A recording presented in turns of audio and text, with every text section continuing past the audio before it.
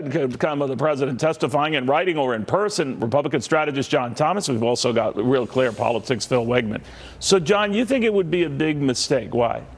It would be a huge mistake. There's nothing good to come of it. What has been, Neil, the Republican and President Trump's chief complaint about this inquiry? It's been that the process has been rigged. Why would the president put himself on the stand when the person who's in control of the process, Adam Schiff, the president, can't stand? There's nothing to be gained from here. And furthermore, Neil, I'd add, look, President Trump has made his voice clear. Just look at his Twitter account. Every few hours, he weighs in with his thoughts on impeachment. He has a Twitter account? I didn't know that.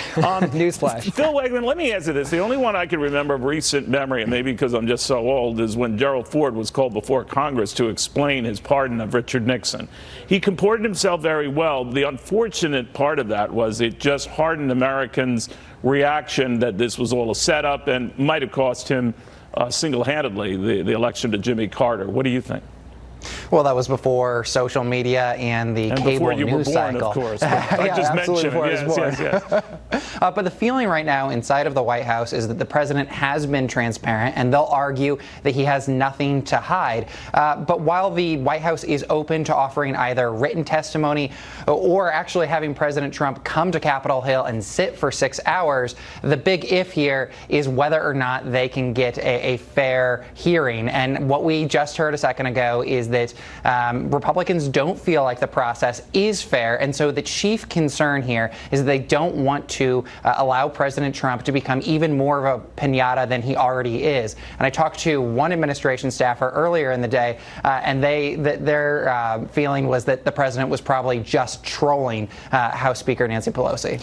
John, where do you see this going? I know Republicans would argue they would like a long impeachment process if it means it's dragged out in the House, and they envision he gets impeached in the House and it goes to Mitch McConnell, who keeps it lingering and burning and lingering and burning. That they think, first of all, it's a great fundraiser for them, and secondly, it's a great way, they say, to show that the president's the victim here. What do you think? I think this thing's over before the end of the year, and principally because I think, honestly, as much as this year, or you mean the end of next year?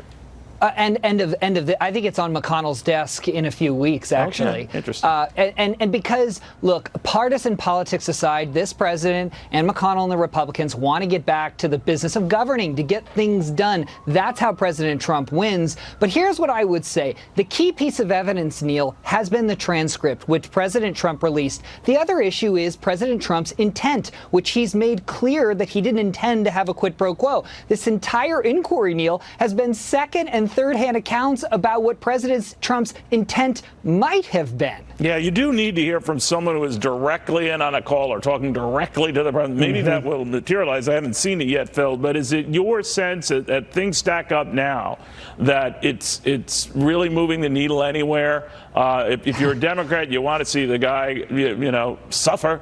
If you're a Republican, you think the whole thing is a sham. I don't see that ground shifting.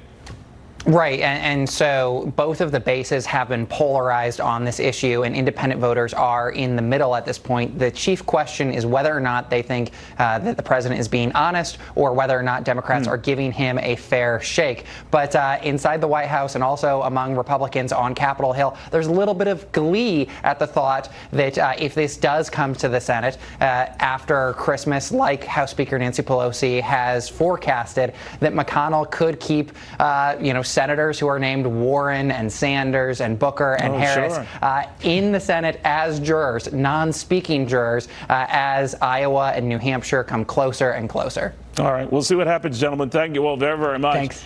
A lot of you say, I use the Wall Street as a proxy often about how things are going on, and it's sometimes a handy proxy, because if markets